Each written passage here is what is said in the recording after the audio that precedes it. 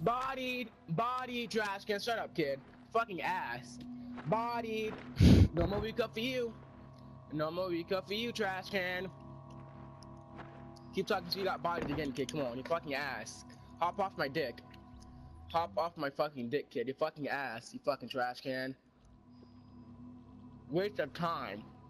Waste of time. You got bodied. Wipe me a V-cup, little bitch. Come on, dude. Wipe me a V-cup. Oh, yeah, you got bodied. That's what happened. Fucking trash can.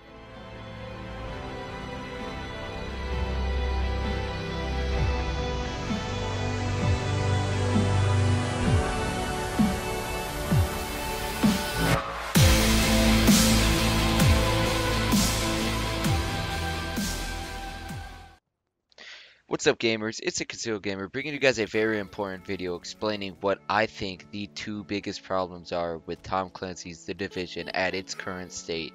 Now let's get into it. So one of the biggest problems I'd have to say with this game would be the toxicity that is everywhere, sadly, with this roaring community. Now, I could understand people getting upset over dying and stuff like that, and, you know, it's a very competitive game, but what I think fuels this toxic community is the actual rogue system in place. So, what I believe needs to be done is they need to rework the entire rogue system, because I think it's a horrible system at work, and it's doing nothing but promoting toxicity in the game. Having to wait 30 seconds while you have an entire team clapping over you or promoting emotes and stuff like that, that's just going to promote people being angry as hell and just taking out all their anger on other players. So I actually believe that the rogue system at place in this current game is what fuels the toxicity between the community, and ideas that I have would be to make the DZ more of a survival gameplay. So if you ever played the DLC of survival, no one is rogue and no one's like an enemy unless you shoot at them. So it's kind of like GTA basically, where no one is rogue, but like the more people you kill, the more of a target you become, but not so much that the entire server is going to chase you down and just hunt down for the currency and experience that you get. I also believe that the developers should look into getting rid of the 30-second waiting timer, because I think it's just unnecessary, and that's one of the many reasons why people get so upset when they die, because they get an entire team just clapping on them, doing emotes and stuff like that. I don't think the players should get punished for trying to PvP in the game that's based on PvP and PvE, but like they need to find a better punishment or something like that for the rogue. Not too bad so it doesn't make them want to go rogue, but like I understand it's a high risk high reward, but like the rogue gets nothing for running off his rogue timer, so why should he get punished pretty badly when he dies, but in the end when he survives he doesn't get that big of a reward? So I think it's just pretty silly how the entire rogue system's worked, in my opinion, and they just need to find out another way to accommodate for these problems in the game. Now, not at all am I saying for them to dumb down the PvP aspect of this game, because I love the PvP in this game, because I think it is so different from any other game that I've ever played. What I'm trying to simply say is to change the unnecessary aspects of the game to make the PvP that much better. Who wants to wait 30 seconds after they die every single time to go back into the fight? And it's just very repetitive. They need to do something to spice it up and to make it exciting. If you're going to run off a manhunt or something like that, at least give people a good reward. And if people take down that manhunt, at least give them something okay, but like not too much to just chase them around the map forever.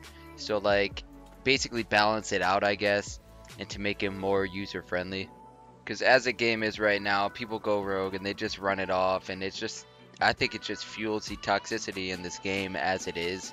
So just a better rework of the rogue system I think would actually help this game in the long run. Now moving on to the number one problem in my opinion with this game, I would have to say would be the lag and the amount of crappy servers there are in this game. Now, back to 1.1, 1.2, all the way up to 1.5, I never had a problem with lag whatsoever with this game, and I could have many other people agree with me on this, saying that the only time the game would get laggy is if literally the whole server was there chucking nades and sticky bombs and stuff like that. That was the only occasion of lag. But ever since 1.5 has dropped, like ever since 1.5 ended and 1.6 came in, I'm pretty sure that Massive got rid of dedicated servers for this game just to save themselves an extra dollar or two, and it definitely shows in the gameplay after that these servers are literally trash. Any other game that I play, I do not have a problem with the lag whatsoever, but only on the Division the lags are just unbearable. It makes the game unplayable in my opinion. As you can see, I just got shot through that cement wall, and right over here I get a shit ton of burst damage. So let me explain burst damage. You guys may seen people run in place on your screen, and after they run in place, you just shoot bullets into them.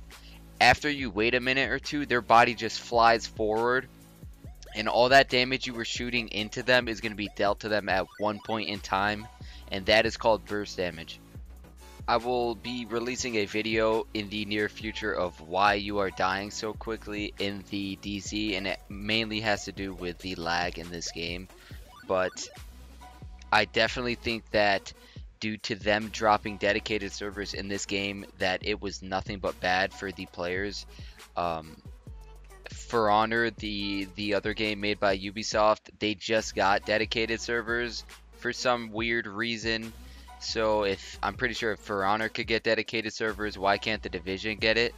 I'm pretty sure the Division has a bigger fan base than For Honor, but I think that's just up to the community to ask upon them to throw on dedicated servers again, so we could have a better playtime and experience on this game. Now, if you are on the East Coast of the US, I am pretty sure you start off at a disadvantage because the nearest dedicated server is probably around Texas. So that just shows you how laggy it is for me. And I'm located in New York, so the lag is pretty bad. So the nearest servers for me in New York would be Texas or all the way across the ocean to UK. So those are the closest servers to me, and that can contribute to a lot of lag between those two servers, and I think they need to fix the amount of players that can access different servers if they're not supposed to be in that server. For example, the poor connection to host. If you're in anyone's server and you have poor connection to host, the lag is crazy. You could actually like shoot people through walls and they could shoot you through walls. So they need to find something to fix with that so people can't be breaching other servers and just contributing to lag, because I've had people from the UK jump into my servers and just literally shoot me through walls with their striker shotguns, and it's not a good experience. You think you'd have an advantage over the people who have a poor connection to your server, but it's literally the complete opposite of that. So I'm just giving you guys a shout out on the East Coast that you may be playing at a disadvantage in this game because there are no servers close to us whatsoever. Now again, these are just two opinions that I have about the current Division. Yes, I've been playing since the beta, so I have a lot of experience to talk about this game. And to see the actual transition from dedicated servers to no dedicated servers is just pretty recognizable. If I can upload some prior to 1.5 montages, I definitely will, to show you guys the complete difference of servers, and anyone can notice how bad they are. But if For Honor could get dedicated servers, why can't the Division? I'm pretty sure the Division has a bigger community than that game.